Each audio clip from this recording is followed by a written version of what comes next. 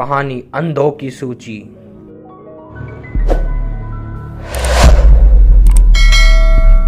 एक बार बादशाह अकबर ने बीरबल को राज्य के अंधों की सूची लाने का आदेश दिया। एक दिन में यह कार्य करना असंभव था, इसलिए बीरबल ने अकबर से एक सप्ताह का समय मांग लिया।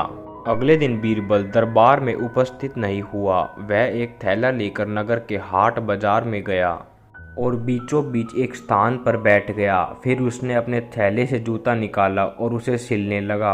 आते जाते लोगों ने जब बीरबल को जूता सिलते हुए देखा तो हैरत में पड़ गए। बादशाह अकबर के सलाहकार और राज्य के सबसे बड़े विद्वान व्यक्ति के बीच बाजार बैठकर जूते सिलने की बात किसी के गले के नीचे नहीं उतर रही थी। कई लोगों से रहा नहीं गया और वे बीरबल से पूछ ही बैठे, महाशय, ये आप क्या कर रहे हैं? इस सवाल का जवाब देने के बजाय बीरबल ने अपने थैले में से एक कागज निकाला और उसमें कुछ लिखने लगा। इसी तरह दिन गुजरते रहे और बीरबल का बीच बाजार बैठकर जूते सिलने का सिलसिला जारी रहा। ये आप क्या कर रहे हैं? जब भी ये सवाल पूछा जाता वह कागज पर कुछ लिखने लगता। धीरे धीरे पूरे नगर में यह बात फैल गई कि बीरबल पागल हो गया है। एक दिन बादशाह अकबर का काफिला उसी बाजार से निकला। जूते सिलते हुए बीरबल पर जब अकबर की दृष्टि पड़ी तो वह बीरबल के पास पहुंचे और सवाल किया, बीरबल, ये क्या कर रहे हो?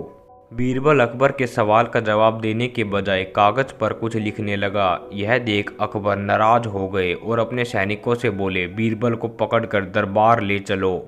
दरबार में सैनिकों ने बीरबल को अकबर के सामने पेश किया। अकबर बीरबल से बोले, पूरे नगर में यह बात फैली हुई है कि तुम पागल हो गए हो। आज तो हमने भी देख लिया, क्या हो गया है तुम्हें? जवाब में बीरबल ने एक सूची अकबर की ओर बढ़ा दी। अकबर हैरत से उस सूची को देखने लगा।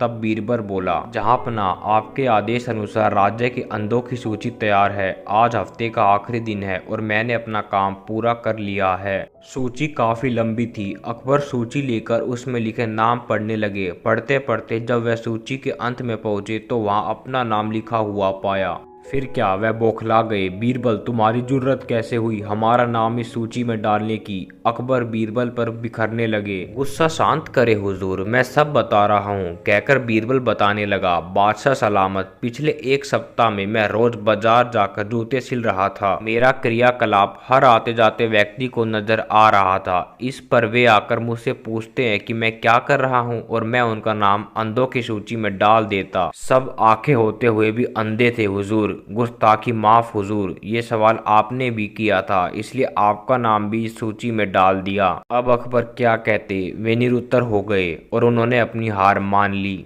दोस्तों, अकबर बीरबल की यह कहानी अच्छी लगी हो तो लाइक और सब्सक्राइब जरूर करें। धन्यवाद।